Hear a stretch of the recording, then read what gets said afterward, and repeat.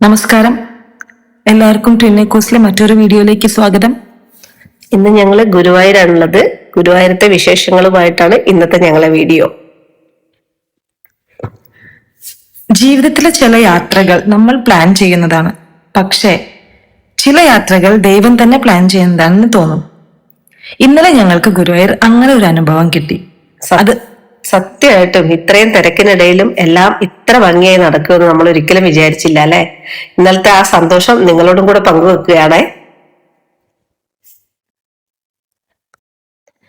ഇന്നലെ ഞങ്ങള് കുടുംബത്തോടൊപ്പമാണ് ഗുരുവായൂരിലേക്ക് പുറപ്പെട്ടത്. യാത്ര മുഴുവൻ മനസ്സിൽ ഒരേ പ്രാർത്ഥനയായിരുന്നു. ഗുരുവായൂരപ്പ എല്ലാം ഭംഗിയായി നടത്തി തരണേ, പെട്ടെന്ന് കയറി തൊഴുതു വരാനുള്ള ഭാഗ്യം ഉണ്ടാവണേ എന്നൊക്കെയായിരുന്നു പ്രാർത്ഥന.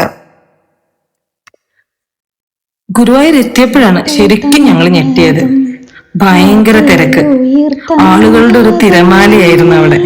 അത് കണ്ടപ്പോ ഇന്ന് എത്ര സമയം എടുക്കുമോ, ഇന്ന് ഞങ്ങൾക്ക് തൊഴാൻ പറ്റുമോ എന്നൊക്കെ ഞങ്ങൾ തമ്മിൽ പറഞ്ഞു.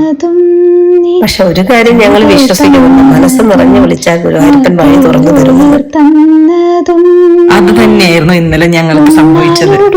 അവിടെ കുറച്ച് പരിചയമുള്ള ആളുകളുടെ സഹായം കിട്ടി.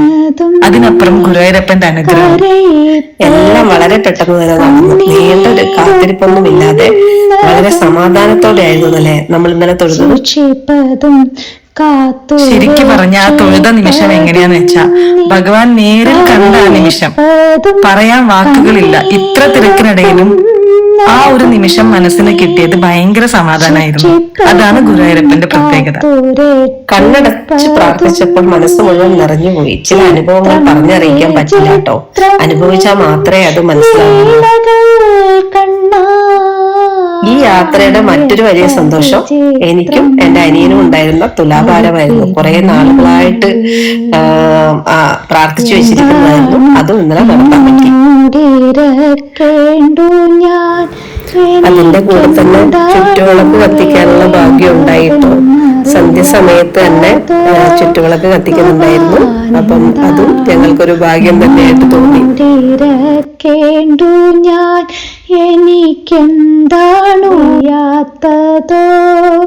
ഇത്രയും തിരക്കിനിടയിലും ഒരു ബുദ്ധിമുട്ടുമില്ലാതെ വളരെ പെട്ടെന്ന് തന്നെ തൊഴാനും ഞങ്ങൾക്ക് സാധിച്ചു. അതേമാതിരി തുലാഭാരം നടത്തുവാനും കഴിഞ്ഞു.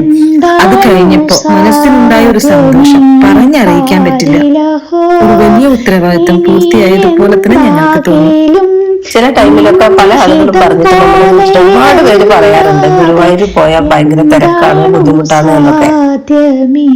അതെ, തിരക്കുണ്ടാവും. പക്ഷെ ഗുരുവായൂരപ്പൻ വിളിച്ചാൽ സമയമാണെങ്കിൽ എല്ലാം വളരെ മനോഹരമായി നടന്നു പോകും. ഞങ്ങൾ ഇന്നലെ അത് നേരിട്ട് അനുഭവിച്ചു കേട്ടോ. ക്ഷേത്രത്തിൽ പോകുമ്പോൾ ഒരു കാര്യം മാത്രം, മനസ്സിൽ ഭക്തി ഉണ്ടായാൽ മതി. പ്രാർത്ഥനയ്ക്ക് വലിയ വാക്കുകളൊന്നും വേണ്ട, ഒരു നിമിഷം ആത്മാർത്ഥമായി വിളിച്ചാൽ മതി. ഇന്നലത്തെ യാത്ര ഞങ്ങളുടെ മനസ്സിൽ എന്നും ഉണ്ടാകും. ഇത് വെറും ഒരു ക്ഷേത്ര സന്ദർശനം മാത്രമായിരുന്നില്ല. ഗുരുവായൂരപ്പൻ തന്ന സന്തോഷവും സമാധാനവും നിറഞ്ഞ ഒരു അനുഭവം തന്നെയായിരുന്നു. നിങ്ങൾക്കും ഗുരുവായൂരിൽ ഇങ്ങനെ മനോഹരമായ അനുഭവങ്ങൾ നേടിയിട്ടുണ്ടെങ്കിൽ കമന്റിൽ എഴുതാൻ മറക്കല്ലേ. എന്താണു സാധ്യമീ പാരിലഹോ, മുപ്പാരിഞ്ഞുടയോനെ മുകിൽ വന്ദനേ,